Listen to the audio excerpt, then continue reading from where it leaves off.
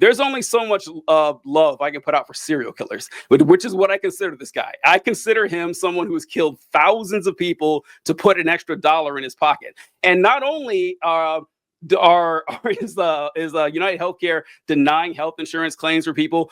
I forget the name of the department. Every insurance company has a department that's meant to check over claims at the end of every year and go back and deny them after the fact to take the money back from those folks. It's even worse than that. So last year, while this guy was still CEO, United Healthcare was sued because they are using an AI system to automatically deny people their healthcare benefits. And wait, TJ, before you say, because Tim, have you heard about this? I don't think I have. Tim, I want you to guess the percentage of claims that this AI software erroneously denies. Oh, I don't know. 2 out of 10, 30%, something like that. Oh, good guess, Tim. Good guess. That seems like a reasonable. That seems like a reasonable. Like, oh my God, it would be so awful if they did a full 30% of claims. Even that's high. That's high. You're right, Tim. Anyway, TJ, continue. Let's go. All right, let's fucking go. All right. So this AI system was put in place. So they used it on elderly people. That they was almost exclusively used on elderly people who would file these claims, and the AI would review it and either approve or deny it. So the families of 2 now deceased former beneficiaries of United Health have filed a lawsuit against the healthcare giant, alleging it knowingly used a faulty artificial intelligence algorithm to deny elderly patients coverage for extended care deemed necessary by their doctors. The lawsuit filed Tuesday in federal court in Minnesota, this is last year, United Health illegally denied elderly patients care. Elderly patients care owed to them under Medicare Advantage plans by developing an AI model known by the company to have a 90% error rate, overriding determinations made by the patient's physicians, and the expenses were medically necessary. Yeah, so if you guys didn't understand what I was saying there, they would deny the claims. The claim would be challenged. 9 out of 10 times the patient won the challenge just because the AI, they didn't give a fuck. And this guy oversaw that. He implemented that. The 30, I saw the chart with different insurance companies. United Health had like a 30% rejection rate for their patients. Yeah, like this guy killed people for a living. That's what he did. All right, and so. Yeah, I'm not a fan of human beings dying. Don't feel a lot of sympathy for this guy, which is why there's the outpouring of support for this dude is so strong. And I got to say, I don't know if you guys saw that there's a $10,000 bounty on this guy. What a fucking insultingly low number. You think, would you turn this guy in for 10K? Would anyone listening? How badly would you need that's an entire deductible for some people. But it's like, what? You'll be mad at this guy? You think, also, all right. Stepping out of the morality part, where if we're going to assume that all human life has equal value as creatures, if we're going to start into the social utility part, like the reason that we lock people up who commit murders is that these people are a dangerous society. Like we don't want, if you're going to kill one person, you might kill another one. Do I think this guy is going to kill me? I don't think he's going to kill you. I don't think he's going to kill. I think if he's going to go through the trouble of writing delay, deny, depose, he's a very particular type of killer. I don't fit that profile. And anyone who does, I don't feel a lot of, they can hire security. That's how I feel about it. So go ahead, Tim. Sorry. We're going to say. No, you're good. All I was going to say was that, it's interesting that you bring this up. And I think it's a point worth exploring because James Cone writes in Black Theology and Black Power. He makes this point of like, why, and he's writing from a context of like, there's blatant like police violence being used in mass towards Black people when they're fighting back and they're getting arrested. Like he's in like this, like it's like the throes of the early civil rights movement. And he says, why is it when the state uses violence, it's sanctioned? But then when people use violence to get the boot off of their neck, suddenly they're violent, they're criminals, etc. And I think what happens is, and this is how effective propaganda can be, because we don't see the countless lives that these companies have ended because of denied claims or because they bankrupted patients beyond the point of being able to access medicine, right? So we don't think about it as a tragedy, but when this person is shot, which by the way, I will say is definitely a tragedy, we all of a sudden have like a very different reaction. Like, oh my God, I can't believe that. But then every day we go on with our day, not thinking about the thousands, however many people are being denied healthcare coverage for the sake of bottom line corporate profit, which is just as abhorrent and should shock us, right, into a moment of sobriety where like we should all as a country be like, wait, if people are dying because these systems are set up to extract the most amount of money out of people with the least amount of quality care, that has to be reworked because people, and look, we can tie this back to the pro-life mantra, right? Do people have a right to life or not? Do they have the right to life, all people or not? And so I'm with you all the way on this. I think it's a very interesting, not just thought experiment because it has real world consequences, but it kind of pulls the curtains back behind how we think about what's appropriate and what isn't, right? For a lot of people, it's appropriate for healthcare companies to deny claims. That's no big deal. It's not appropriate for someone to be shot in the street. It's like, well, why is one okay and the other isn't? Mm-hmm. Tim, something that I actually haven't said this publicly yet, but I guess I'm saying it now, that if you're going to clutch your pearls over this guy dying and you're like, oh, it's terrible to kill someone. Okay. You know, I can agree with that. I agree with you. Like, I morally agree. Murder is wrong in every situation, with the exception of self-defense, right? Sure. Did you cheer when Osama bin Laden was killed? Right. Because if you were happy when Osama bin Laden was killed, recognize that this man killed thousands more people than Osama bin Laden ever did in his entire life for a reason which is far worse than the reasoning behind what Osama bin Laden did. He did it just for money. He just killed thousands and thousands and thousands of people for money, for shareholder value. That is it. These healthcare companies aren't providing a service. They aren't trying to accomplish a goal. They aren't trying to help the world in any way, shape, or form. Their entire raison d'etre is to just make money. Right. And that's why they do what they do. And if you are going to sit there and say, you know, if you're going to bite the bullet and say murder's always wrong, I'm going to agree with you.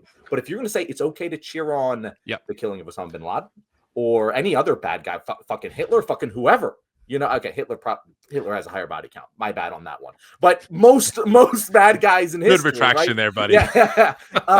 You're you're not going. But you're going to tell me that I shouldn't find any joy in this monster being killed? Like it's a guilty pleasure for me. I do have joy. I also think it's wrong. It's just a pleasure. I'm a multifaceted individual. I'm capable of being a hypocrite.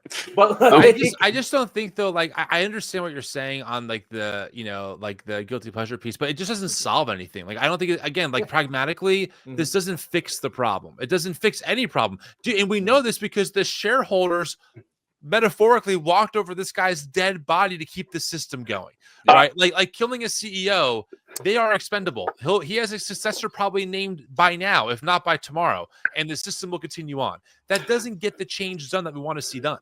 I mean, the Blue Cross Blue Shield did reverse their I actually can't believe they did that. Next day. That was a mistake. Now it could be an accident, that could be a coincidence, but I don't know. Like the next fucking day, it seems kind of funny. My AJ, this guy's opinion, still out there, and there's a lot more insurance companies. There are a lot more CEOs out there. My personal opinion is that I think it was the Anesthesiologists Association that put the pressure on to get them to reverse course, probably more than a murder. But that's just my So first, I want to throw out to any conservatives listening out there. John said raison d'etre. That is French for reason for being. Just so you guys know. Thank you. That helps me. I didn't know that. Thank you. I'm like, this guy's speaking in tongues. Shabala habala. He's slaying the spirit. I was dunking on conservatives. Friendly fire here on this show. But so all right. I wanted to address a comment here. Where was it?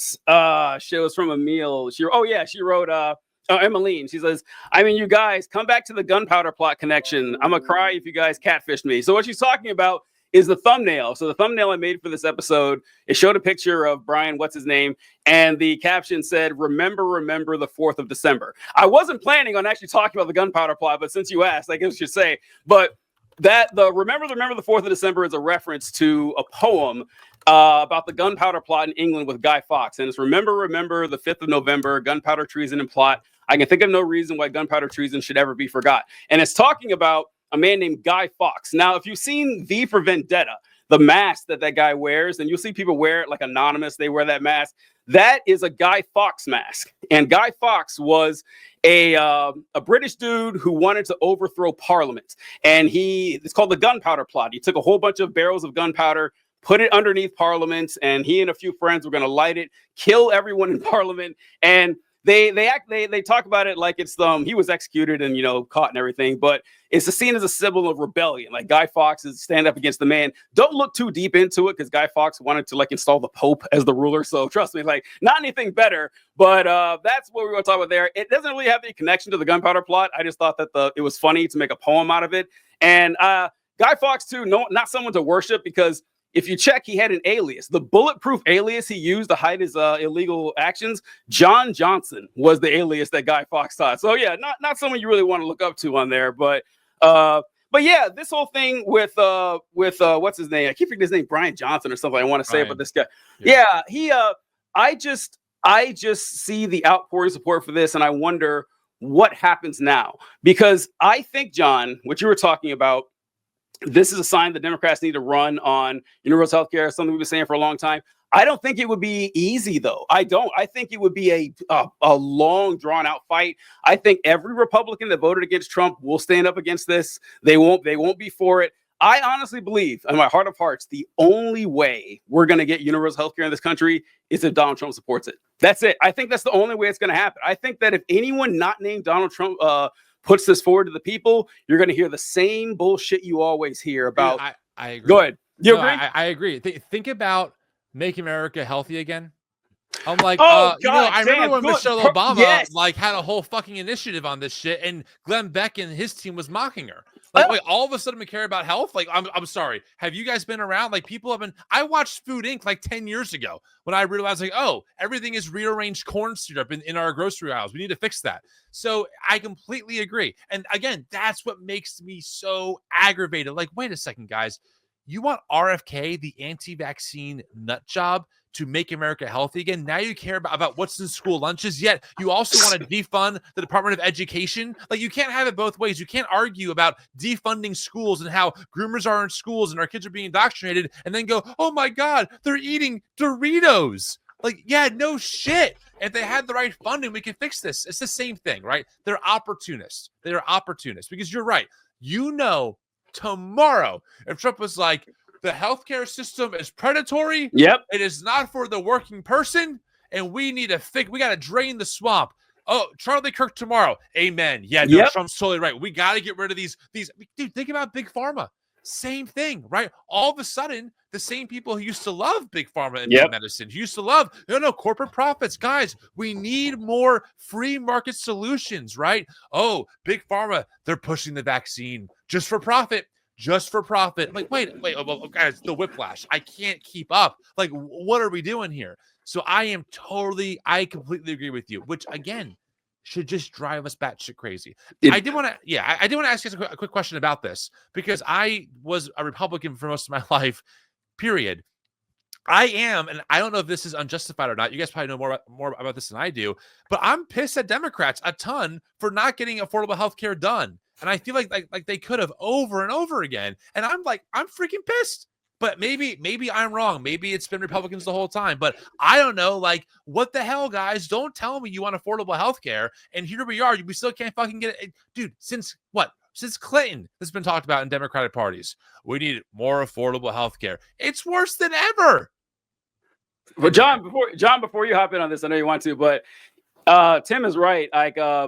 So you guys know why Obamacare is called Obamacare. It's not just because of the Obamacare. It was when healthcare initiative was first brought out. It was Hillary Clinton back when she was first lady, back in 1994 or something. And I remember this. I remember it was all over the place, and she was on the news saying how she wanted to give people these healthcare cards across the nation. Everyone got to use them and everything. And they called it Hillary Care. They derisively referred to it as Hillary Care, and the Republicans crushed it. The media and the Republican establishment just burned it into the ground, so much so that people still think socialized medicine is some sort of horrible thing. It was very effective. And they tried the same thing with Obamacare. And it ended up not really working. People kind of liked it. It's kind of soured now because it's needlessly complex and elaborate. It's not even universal health care, but that's what we should be going for. But John will probably mention this, but the Democrats could and couldn't implement universal health care because they had a supermajority for 9 minutes back in 2009 or something. But not all 60 Democrats were for it. You always have 2 or 3 conservative Democrats that aren't for it. But they also could have if they would have gotten rid of the filibuster, which they could have, and they did not. And so, John, go ahead. What are you going to say about it? Yeah, no, Tim, there's a to go off on a tangent for a minute here. What you just said reminded me of if you know who Edgar Allan Poe is. There's very intense fans of Edgar Allan Poe. And there's this, I watched like a video of this recently. If you go to like an Edgar Allan Poe convention and you bring up the orangutan in Murders of Rue Morgue, you will start a fight. Everyone will just break out in fucking fisticuffs. It's actually like banned topic of discussion because of like it's a very racial thing in the story. Okay. I'm not going to go into it, but that's what you just did. You were just like, guys, I don't know if you guys talk about this much over on the left, but the Democrats really could have done universal health care, couldn't they? And I was just like, yeah, Tim. Yeah, they really fucking could have. Yeah, no, and that is a constant fight. You'll have someone being like, oh, well, they could have done it. And then you'll have someone else being like, oh, no, actually, they couldn't. They didn't really have the votes. But, oh, no, they could have broken the filibuster. And you just have this whole thing. But, yeah, no, you're right. It is. And this is the fucking problem with the Democrats is that they claim to stand for something, but they routinely fail to deliver. Yeah. And they don't stand by their principles. We elected someone in 2020 who said they would veto universal health care in Joe Biden. It's insane. And this is a winning electoral issue. Americans largely support universal health care when you explain it to them in terms that aren't already propagandized. Right. And it's an easy win. And if you had a charismatic leader who fucking pushed for this, you could get it. And I know that we had that with Obama, but like the Democratic Party just was not set up to do it. You can do it. And look at the fucking outpouring of support for this assassin. Like, people hate the healthcare system more than most things. Yeah. Like, it is one of the most hated, besides like Congress itself. Like, and it's, yeah, you're right. If someone could accomplish this, they'd go down in history. But like the forces that be stop that from happening because the establishment consolidates power and pushes down people like Bernie Sanders who fight for these things. Yeah. And people always go, oh, well, Bernie Sanders can't win an election. No, he can't win a primary because the fucking establishment them stop him. He would dominate the general. He would fucking dick slap Donald Trump across the face because he not only does he stand for the same populist working class rhetoric that Donald Trump claims to, but he actually supports the policies that would substantially improve the lives of the working class. Right. And he can prove that. And that's the whole thing that it comes down to, like you were talking earlier. They need to weaponize this animosity. We were talking earlier about whether it's religion, whether it's whatever. It doesn't really matter. But the feeling, the emotion, the raw pain is there. And it needs to be acknowledged. It needs to be funneled. And it needs to be organized. And right now, the Democrats want diddly shit to do with that. But someone's going to do it. Eventually, we're going to have universal health care in this country. Yeah. And God damn it, will it piss me off if the Republicans do it. Let me tell you that. I wouldn't be surprised one bit. And the reason is, the reason I specifically said Donald Trump, not only because he does, command this cult-like personality where people just follow him, whether it makes sense or not, but because the Democrats are just like every other politician that they're beholden to donors, and healthcare industry is a major donor. And I will tell you, like, yes, all your favorite Democrats, Uncle Tim Walz, I don't know if you guys saw this, but Uncle Tim Walz had a statement about this where he came out and he wrote, this is horrifying news and a terrible loss for the business and healthcare community in Minnesota. Minnesota is sending our prayers to Brian's family and the United Healthcare team. Now, read the fucking room, Tim. Okay, listen, that's all I gotta say here. Now, listen, you might personally feel this way. The Minnesota business community has lost an important member. Tim Walz didn't have to say a word. You didn't have to say a fucking word about this because this is not like the mood of the people is not, crocodile tears for universal health care losing their CEO, making $10 million a year to kill people. Sorry, not someone an outpouring of sympathy is gonna like bring you a lot of political capital for. And so, like, this is the problem is that the Democrats are beholden to these donors. They are beholden to these industries. Yep. And what benefit is it of that? Because, like, look, you're a politician. Your number one job is not to serve the people. Your number one job is to get reelected. That's your number one concern, at least, is to get reelected. And getting reelected requires donations from rich people because poor people, middle-class people don't have the money to donate to you. So your bread and butter is going to come from the rich. It's going to come from giant industries like healthcare, like the largest healthcare insurance provider in the country. And even old Tim Walz is going to bend the knee to stuff like this. Yep. And the RFK thing, man, I've been shouting into the void about this RFK thing because it is the most obvious example. Once again, you can't hypocrisy burn conservatives; it doesn't work. But no, it doesn't work. They love it. They're like, yeah, and yeah, exactly. And what? Exactly. Exactly. What? When you have no, imagine how fun life would be with no principles. Just imagine how much fun you could have doing that. In fact, and you can't even say that we're saying that just because on the other side, because we were on the other side. At least Tim and I, we were conservatives at once, and then when our principles conflicted with reality, we had to change our minds. Right. But other conservatives don't do that. They just stick with it. But I remember them just tearing their clothes and being in sackcloth and ashes whenever Michelle Obama's like, maybe we shouldn't feed our kids pig slop for lunch every day. Maybe we shouldn't have corn syrup in everything we eat, and giving them sodas 3 times a day. Just make the food a little bit healthier. Conservatives like, this is the nanny state. This is big. I grew up on talk radio. Me too. Sean Hannity. McDonald's shouldn't be forced to disclose the amount of calories on their menu. This is the nanny state. What, they don't trust you that you can't say no to a cheeseburger? That's ridiculous. Flash forward now. Oh my God, the food industry is so toxic, full of sugar and seed oil. We have to destroy that industry because it's killing our kids. It's like, yeah. Where have you guys been? There's no. It's like, I also like when they have really dumb takes. I saw this tweet that showed RFK has announced that. A tweet saying he's doing this. I don't know if he's actually announced it, but it shows how dumb how conservatives are misinformed about a lot of things. About how I'm rubbing off on you, buddy. I'm rubbing off on you. You're going to reconvert. It's only a matter of time. Are sadly misinformed about the very nature of reality. But they were saying that RFK is going to say that Coca-Cola has to use cane sugar instead of high fructose corn syrup. It's like, people, it doesn't fucking matter. Your body, it's the same thing. Yes, look, fructose, glucose, sucrose, your body doesn't know the difference. It's just sugar. Now, unless the only way that this has some benefit, if RFK says that, well, you got to use, pure cane sugar and not high fructose corn syrup, is that it's going to cripple admittedly, I will be with RFK on this, the absurd subsidies we give to corn in the country. Yeah. And that's why we have so much bullshit like sweets and stuff, and everything's full of high fructose corn syrup. Like, high fructose corn syrup is not any worse for you than regular sugar. It's just that we put it in everything because we need to do something with all this goddamn fucking corn that the government's paying for. So if he wants to do that and disrupt the free market, I'm all for it. But I don't think it's just a messaging to the idiots. And to be clear, I'm not a contrarian just for contrarian's sake. Like, I will high five anyone who wants to reduce the amount of sugar in our food and wants to make our food healthy. Like, I'm all about giving kids access to healthy lunches. The problem is that this, what they're calling is the Maha movement, comes with anti-vax rhetoric, anti-science. Dude, there's a contributor named Alex Clark.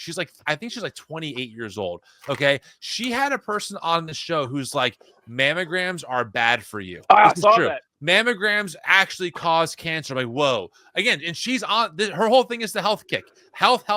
Raw milk is good for you. Yada. I'm like, guys, why do we have to bring the anti-intellectual, anti-science bullshit along with things that I could high five on? I could absolutely high five on so many of those healthy initiatives. But raw milk, what? Like, we pasteurize it for a reason. Vaccines, literally, we can look at the data and see when vaccines came into existence, how many diseases were eradicated because of fucking vaccines. That's what I think scares me the most, is like, there is some good to it for sure, but it comes with so much baggage. And also, RFK he's less qualified than Dr. Oz, and that's saying something. He should have no business running any kind of health department, period. That's not his skill set at all. So much for meritocracy, am I right? I agree. I see you writing things down here, but I know Tim has a hard out at 8:30 here, so we're going to have the last word, TJ. You go ahead. This is for the outro. What I wrote down for the outro. So I'm gonna close this out, and then I'm gonna throw to you, Tim. You're gonna tell people where they can find you, and then TJ will wrap it up. So, well, first off, thank you for hosting me. I had a lot of fun. I would do this anytime. I mean, TJ, perfect. I'll give you my cell phone number, bro. Let's do it. Talk. Yeah, let's do it. John's old news in my book. We'll start our own group chat without John. Protestant supremacy is what I always say. Protestant supremacy on this show. We Catholics know we're actually superior. We're not bothered by by the rumblings of the sheep. You and your Pope heresy, you know. But for real, I mean, I appreciate you guys hosting me. Yeah, people can follow our work. Wait, Tim, no, not yet. You're not the first guest to do this. It's Not a whole yet. thing. So I'm Yeah, going the to whole throw thing. to you. You'll see. Okay, you'll see. Mhm. All right, guys, thank you. You made it to the end of this episode where we were probably either talking about religion or killing people. And if you want to hear more talk about religion and maybe a little bit about killing people, I don't know. Tim, where can people find your show? Well, yeah, they can find us anywhere that the New Evangelicals can be found on podcasts, TikTok, Instagram, wherever. So at the New Evangelicals. Fantastic. Thank you so much, Tim. Folks, thank you so much for watching the show. We only covered 2 topics, so whatever you watch today is going to be on 1 or 2 things. We learned that 1, Christian nationalism is bad, and 2, health insurance does not cover lead allergies. So good to see you guys. We'll catch you next time. Enjoy your week. Catch you guys later. All right, good.